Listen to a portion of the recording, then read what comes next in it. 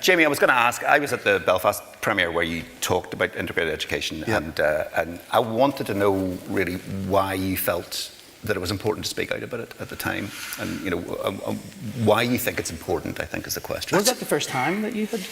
I'd been in touch a wee bit with like Paul Kasky and stuff. I'd had sort of loose conversations about it, and then I didn't plan to talk about it that night, but that's a kill effect. Sort of the conversation lent itself towards it, and I thought I'll jump on this here.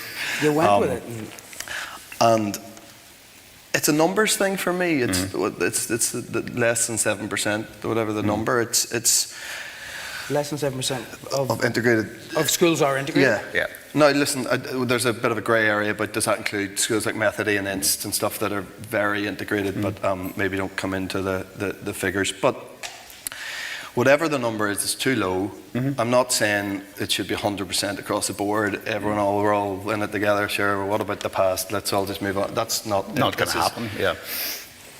One of the most complicated places in the world. It's been 101 years of endless complications, and that will continue beyond everyone in here's lifetime too. It's never going to be perfect, but I don't see anything positive at 4 years old. Dividing 4 years old from their neighbours based on what religion their parents are. Yeah, these kids who probably, I'm not saying there's a chance to be religious, but we can all probably agree, whether we like it or not, it's staunch religion is a dying thing.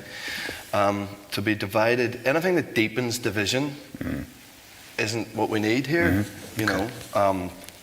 And I think we just need to recognise that and just get those numbers to be a bit Because it was wider. interesting, you put it in the context of the film that night as well. What the subject matter of the film is division and the birth of the Troubles, and all. You can argue, about that representation and things like that, but that was very much what came across when we were all watching that film that night. Well, it's that idea, and there's a strong message in Ken's film in Belfast. My character says it at the end, if I don't care if she's a vegetarian, antichrist, or Hindu, whatever, as long as she's kind and respectful, then that's how we should all be thinking. It just shouldn't matter.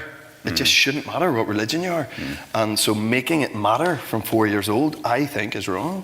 And one of the reasons it's only 7% is because so many people don't have access to an integrated education. They don't have a school in their area that they can send their kids to. But that's not I think, to lay the blame on the people who want to send their kids to school. No, that's a structural system. Logistical situation. Yeah. So whenever I became the patron for integrated education, I got a letter through to the studio in Brooklyn, and my assistant at that time was a young African-American woman, and she was looking, integrated education, what does that mean? What does integrated education mean? I was like, right, well, so there's two different sorts of white Christians, and this is really embarrassing. And it just at that moment, I was like, what?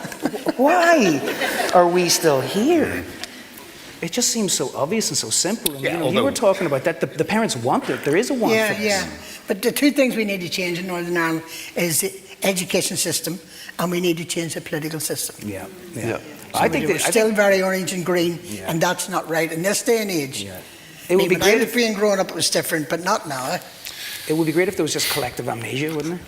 Yeah. But also, I mean, the last election saw a kind of the rise. There was a lot of kind of stupid stuff written, but the rise of the other, and the kind of idea that there is a third identity here. Yes. And that's a generational thing, and we're part of that generation. And there's a lot of people who wouldn't have been comfortable in either camp. So this other identity. Now a huge amount of people identify as Northern Irish. They would say on the census, "I'm Northern Irish. I'm not one or the other. I'm this." That's now becoming a viable option to say that without the stigma of the politics of the past. The interesting thing was Ian Paisley Senior always claimed to be an Irishman.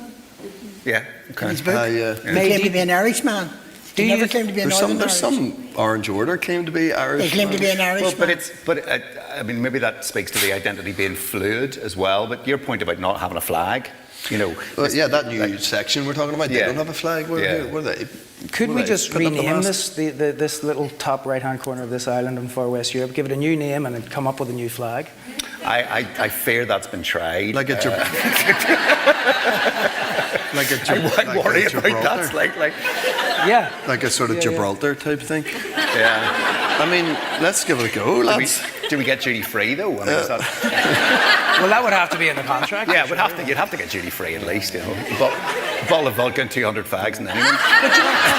But you were saying there about the two problems, the systemic problems are religion and education. And the problem with, I think, the systems of education aren't just isolated to here. I think that's the Western world is actually, I think, the way in which schools go about, what is it that we're doing? An awful lot of the time it's, you said this earlier, I'm going to steal your line, about filling the bucket rather than lighting the fire. Yeah. And it's about teaching kids how to pass an exam rather than preparing future contributing members of society. If we were to redo schools, think about them from scratch, what is it that we would teach our kids? And why would we teach them it? Yeah. Like to really redo it, if we're going to have collective amnesia, like what is worth learning and what's not?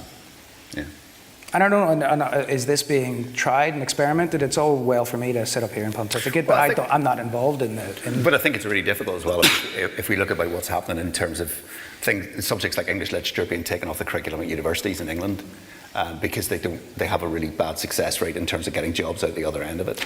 And you have grammar, is education about just getting a auto-predict in your phone now. So. What's that? And you have auto-predict in your phone now anyway. Well, so. yeah, you don't need to learn how to spell. But there is a sense that, certain elements within the national government, the UK government, are sort of thinking along those lines that actually that's just a luxury.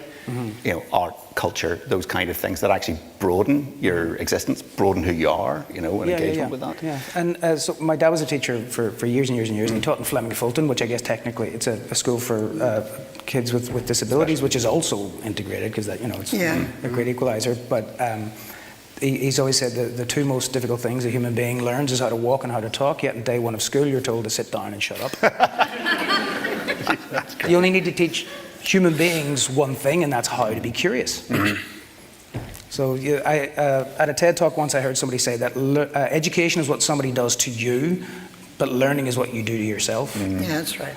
And that you've got to bring that spark back in, rather than this is homework, this is a chore, this is something I need to do. It's light that fire. I mean, I didn't really read books at all until I went to university, and then the professor at that point said, here's 100 classic books. I would like you to have read at least 10 of these by the end of the year.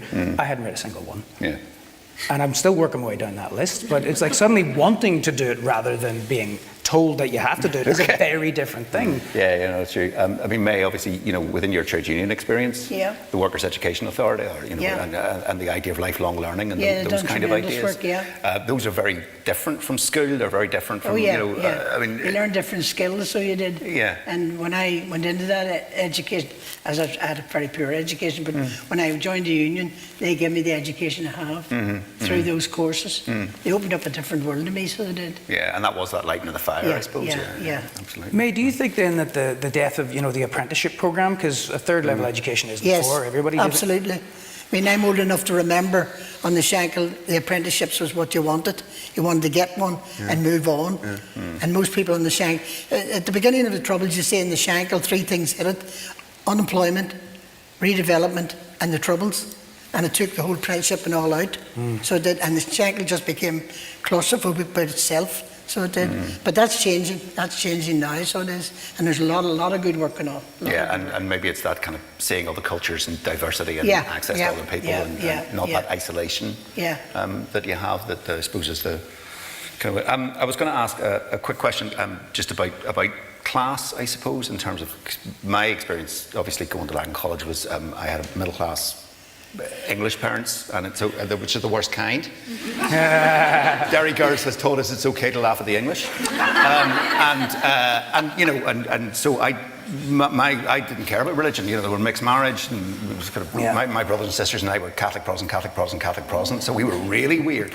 But the thing for me was class. It was about meeting people from outside my class groupings and all that sort of stuff, hanging around with fellas from Twinbrook or meeting people from Ballybean and stuff like that, and actually, doing that sort of thing. Do you think that's the next step in terms of division in Northern Ireland? Do you think that's the... Well, class is a big thing, of course, in Northern Ireland. We still have And we're trying to level that up, whether we ever do or not. Yeah. But one of the things that struck me when I first went into Parliament was that exactly that. Yeah. How much they knew and I didn't. Yeah. Okay, You know, and it really was a big, big step for me. And I was saying earlier, I remember as a child in the City Hall, for instance, because we come from working class, or we weren't allowed into the City Hall. We had to go in the back gate, pay our gas bill and come straight out again. You know, that's high class was. That's not now, thank God. But class is a global problem, not just. Oh, yes, not I just agree. Here, as I just Oh, always yes, said I that the agree. revolution were between the haves and the have-nots. But when I went into Parliament first, people said to me, "Oh, I suppose you were treated differently." No. When I went into Westminster, from the day I went in, I was treated as an equal. Why do you think that was? I think it's because, first of all, I think they didn't know how to handle me. And secondly, Nay, nobody does. Secondly, I think I went prepared to work in, to do what I could, to get involved in things that maybe was way above me, but it was get involved in them. And I think they've seen that, you know, and the value of that for me was I made a lot of good friends over in Westminster. Yeah. Just before we open up to the audience, I wanted to ask you a question. Sort of this whole project has been about space and perspective and where we sit in the great universe. And I wondered, you know, if you had to imagine integrated education is where it's at now, where do you see it being in 40, 50 years? May, if you... Well, I see it being the norm. Okay. I think, you know, people are moving that way. Not only for financial reasons, because we can't afford the education system we have, but we're moving that way. And I think all of a sudden, this last year, Northern Ireland suddenly has grew up.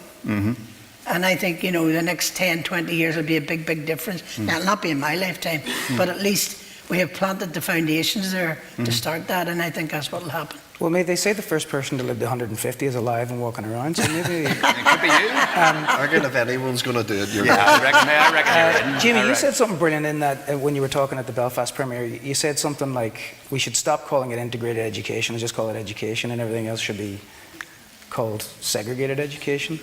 I think it's We had that discussion a number of years ago in London. We were wondering, was integrated education the right title? What would you call the community school? What would you call it? And it didn't really gel.